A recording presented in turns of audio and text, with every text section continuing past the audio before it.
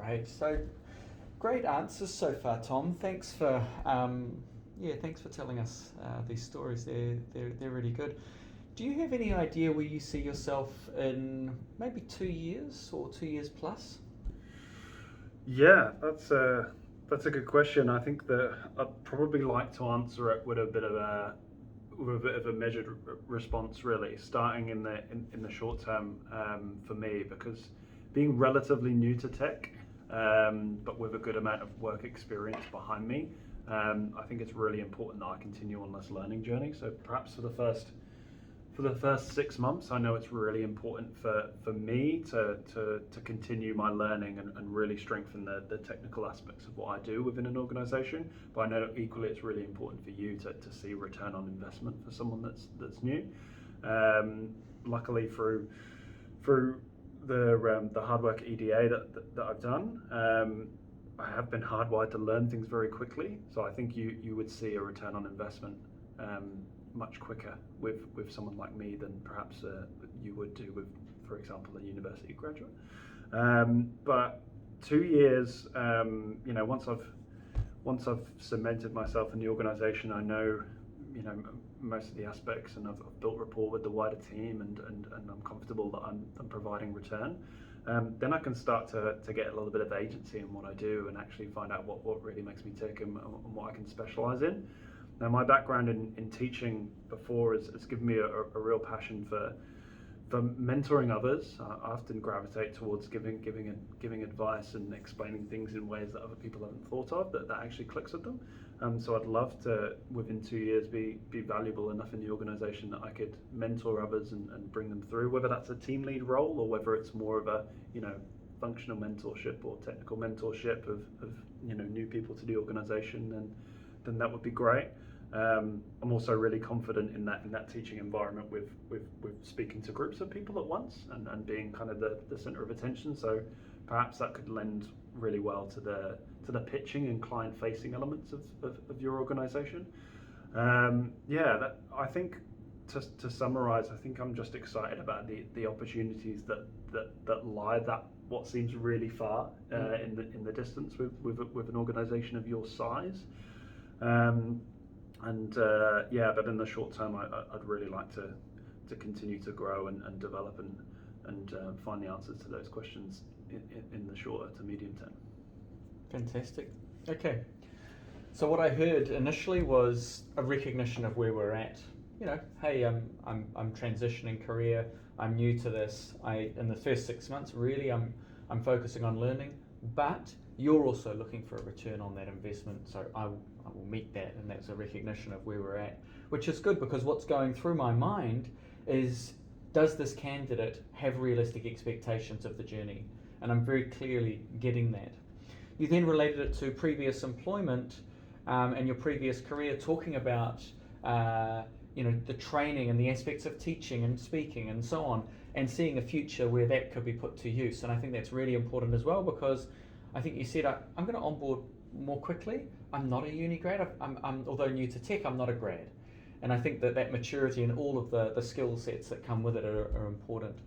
But then you brought it back, and you at one point you said, I think it was just after this, you said, I'll summarize. But I heard around this time, I could do a number of things.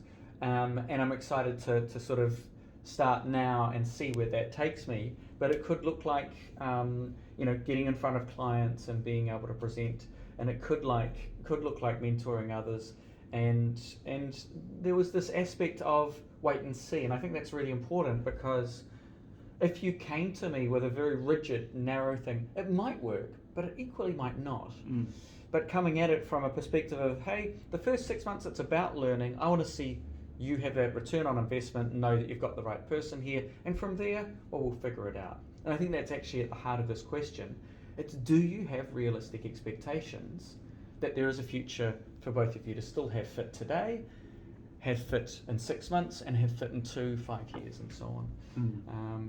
Because a lot of people come forward and say, here I am as a software developer, and basically I want to be a team lead in 6 months. It doesn't quite work like that. Yeah. Even if you've been a team lead for 10 years before EDA, you still can't guarantee it. Now, inevitably, that's going to attract an employer, but it's not going to be the only thing. I think that realistic expectation needs to happen.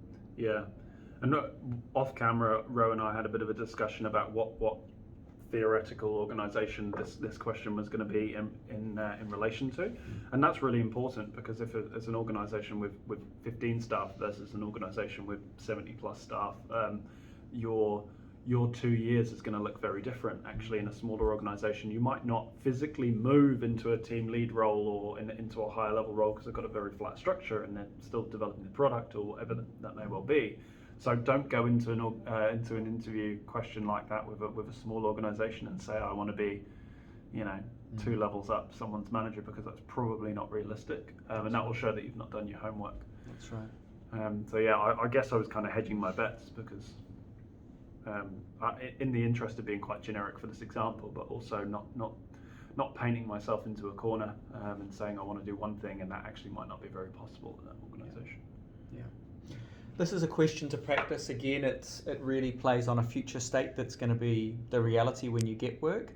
I would use it to your advantage. I would be saying things like, I'm excited to be getting into the industry, and there's a huge amount to learn, and I'm going to put tons of effort, dedication.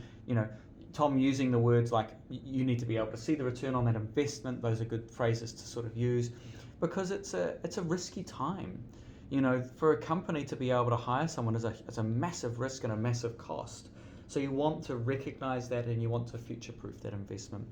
I wouldn't say things like, I want to be a team lead in any sort of period of time. I would just leave that out of this question, mainly because you want it to be a very realistic expectation. It's too early days to be really delving into that right now. Okay. One last thing that you could squeeze out of this question is a future state of onboarding into the organisation. So you could go into, look, aside from the first 2 years, I'm actually thinking about the first 30 days in which I'm building rapport with the team, getting to know the ins and outs, the structural side, really making sure I'm building whanaungatanga with the team and the wider organisation. And then in the next 30 days, I really hope that I'm able to contribute to the code base. I've learnt enough to be able to partake in discussions, etc. And in the next 30 days, so within that 90-day period, I hope that we can sit down and we've built some great rapport, some great communication lines. You're noticing a return on that investment, and we're going well.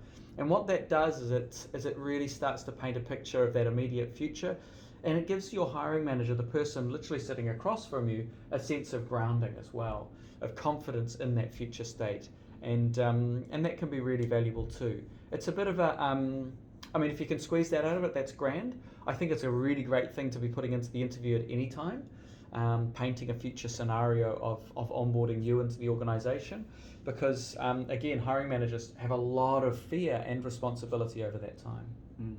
Yeah, great. Cool.